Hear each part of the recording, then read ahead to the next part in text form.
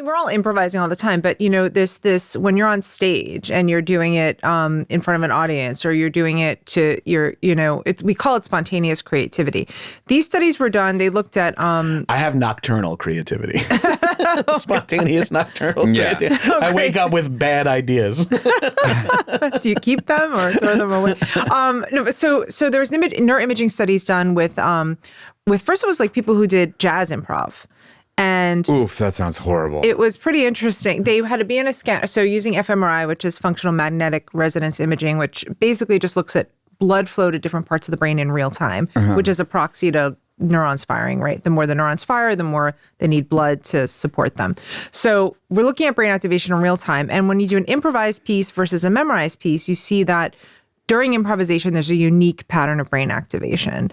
And you see that in jazz improvisers, in freestyle rappers as well. We're also those. But come on, how freestyle are they really? I mean, is Lil Dicky truly off the dome? Come on, Lil Dicky's been in the mirror working on all those things, You would think, but what you do is you spontaneously throw them like images or words or stuff that they have to incorporate into the rap. Okay, and so you have to know that some of it. Because sometimes we would do that improv, like exercise warm up, like in the backstage area. Yeah, and that is kind of like there is something to that. Obviously, the art of the freestyle rap is kind of convoluted as to who has actually got some bars pre-written or anything like that. Yeah. But this, you're saying in this exercise, in this formula, you're throwing stuff out, people are freestyling, and you can see that the brain is flowing, the neurons are firing in a different area than if they're just reciting Eminem's Rap God. Right. So I swear I also know black rappers. There's a different pattern. Okay.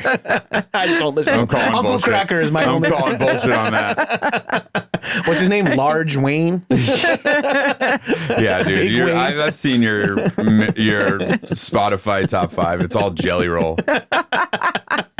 Jelly Roll is not bad. So you see a unique pattern of brain activation, basically, when people are in this sort of improvising state, which is you get decreased activation in a part of the brain called the dorsolateral prefrontal cortex, which is the part of your brain that has to do with your sense of self and with like conforming to social norms. So when you're in this state, people often say they lose their sense of self. They feel like, they're in these flow states, like it's coming through them from someplace else. And it allows for the novel association between ideas because kind of the filter has come off. But it's not like it's random. Like when the jazz improviser is playing, he's not playing random notes, or the rapper's not saying random words. There's a structure there. I mean, there's still... So you need to have the training in order to kind of let go and then improvise or freestyle. So there's, previous bars that you've learned or the harmonies or whatever, all that is in there, but it just allows it to come together in a novel way. And that's what creativity is sort of making these divergent, like novel connections between ideas that other people haven't done before. But the thing that it does also, so it's good for your brain in the sense of, it's associated with very positive emotions. And then novelty is related to dopamine release in the brain. So is learning new ideas as well. So just like you would, be good to do a new crossword puzzle or do some other neural activity that you don't normally do every day to learn something new. Travel to new places. That's also novelty that increases dopamine and helps with neuroplasticity. We're doing a lot of good shit for ourselves. Yeah. We like to travel. We like to travel. We like to do improv. We do a lot of other bad stuff for our brains, but we're trying to split the diff and just end up at neutral. Like his haircut. I have not done improv for a long time, and I'm trying really hard to push myself to do it. And it feels different, right? Like when you're doing improvisation must feel different when you're performing, I don't know, like a memorized...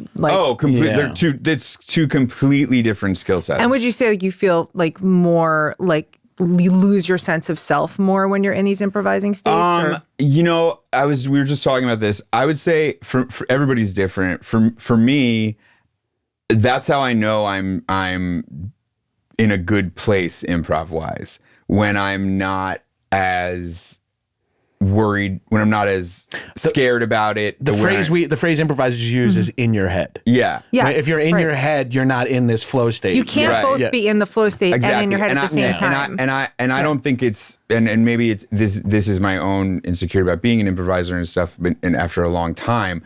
But I think that sometimes it takes me a really long time to get into the groove of it, where it'll take me months and months of doing shows and never feeling like I'm in that groove. and shows will be good and they'll be okay and some will be great, but I don't feel that good. And then it'll click and you'll get like a 2-week run, where you're like unstoppable. Like it could even happen on the micro, like from scene to scene. You're like, oh shit, I was just in the pocket there. Yeah. And I wasn't even thinking and I was crushing. And then it flows out and you're like thinking about the show and how am I going to do all this. And you're like, am I that? standing weird? Yeah. Exactly. So that's the rumination. So that part of your brain gets turned up on higher when you're ruminating, when you're anxious, when you're self-aware. What are they thinking? How did I do? Whatever, right? And the flow state is you want that turned down. So it's like the minute you start thinking, how am I doing, that you automatically switch out of that flow state. Yeah, like, or that didn't work the way I wanted it to. Right. And then all of a sudden you're like, like spiraling and stuff. That's sort of what the athletes talk about, right? Like you want to get out of, you want to be in that flow state. You can't be overthinking your dribbling. And that's your letting go and letting your unconscious take over. So I have a question. I'm going to put my glasses on because I feel is this a serious question? But, I have a question.